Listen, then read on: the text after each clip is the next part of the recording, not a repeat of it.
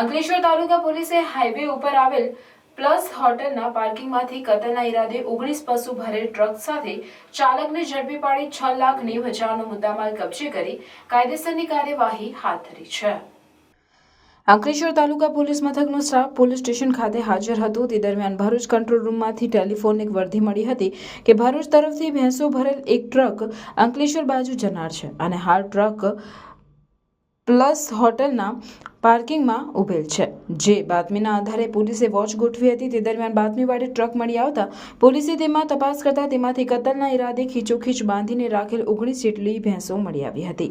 પોલીસે 19 પશુઓને મુક્ત કરાવ્યા હતા અને 1.90 લાખના પશુ તેમજ ટ્રક મળી 6,90,000ના મુદ્દામાલ સાથે સિદ્ધપુરના રસુલ તળાવ પાસે રહેતો યાસીન ખાન બલુચની અટકાયત કરી હતી.